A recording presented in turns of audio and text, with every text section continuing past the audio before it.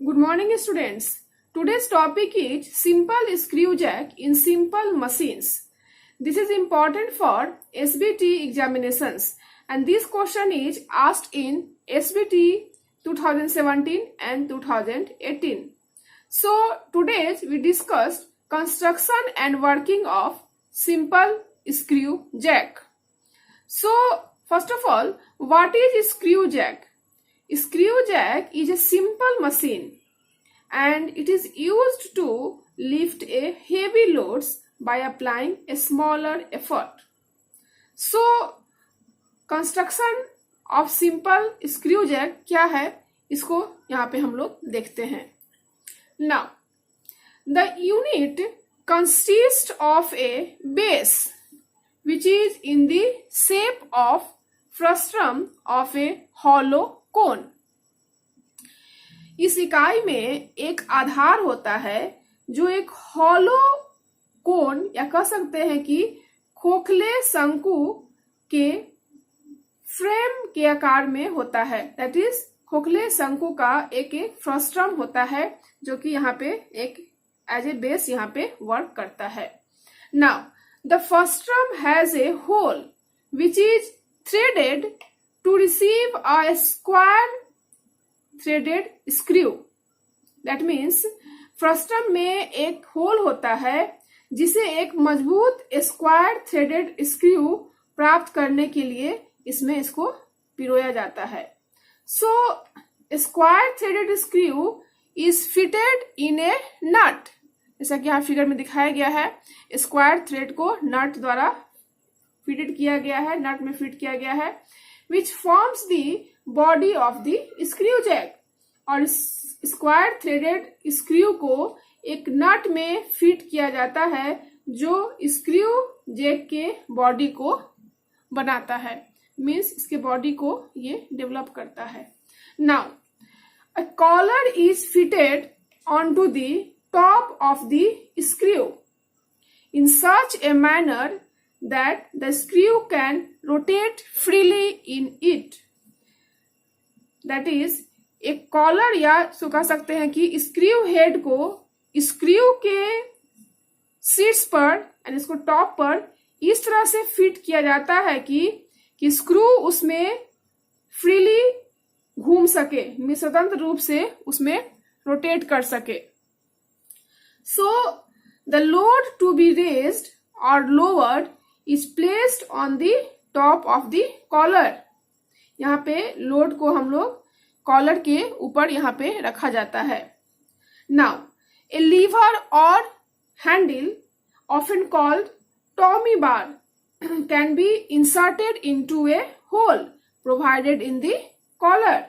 और एक लीवर या हैंडल को कॉलर में दिए गए होल में डाला जाता है, so that when an effort P is applied at the end of the lever, the top of the screw goes either up or down, depending on the directions in which the lever is turned. और जब liver के अंत में एक effort apply किया जाता है तो स्क्रू का शीर्ष या तो ऊपर या नीचे जाता है. यह डिपेंड करता है कि किस दिशा में लीवर को रोटेट किया जा रहा है. That is either rotating clockwise और either rotating anti clockwise. In other words, we can say that the load is kept on the screw head and effort is applied by the handle. Load को screw head पर रखा जाता है और handle द्वारा effort apply किया जाता है. So, the most common applications is the raising of the front or rear portion of a vehicle for the purpose of changing the wheel or tire. That is, सबसे common application पहिया या tyre बदलने के उद्देश्य से किसी वाहन के आगे और पीछे हिस्से को ऊपर उठाना है. और we can say that screw jacks used to lift motor car when the tire is being changed. That is, tyre बदलने पर मोटर कार को उठाने के लिए स्क्रू जैक का उपयोग किया जाता है। Now let us explain it by an example. मान लिया कि वेट ऑफ द कार, यहाँ पे मेरा लोड है, and we want to lift the car. So for that purpose effort P is applied.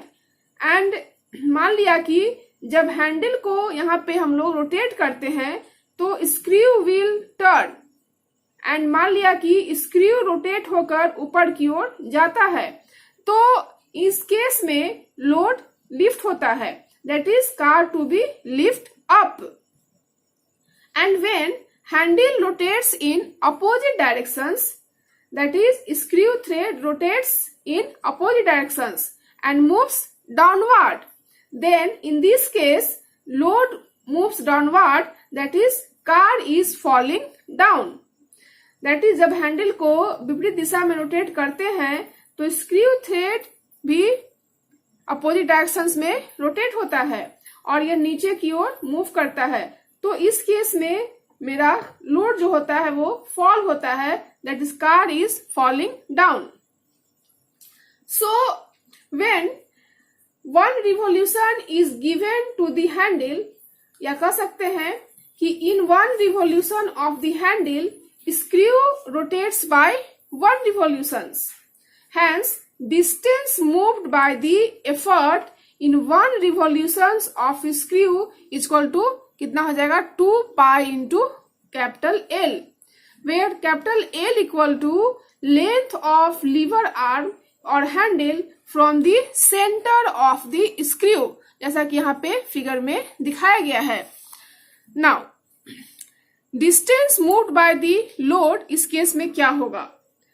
Since load raised is equal to the pitch of the screw, यहाँ पे मैंने pitch दिखाया है।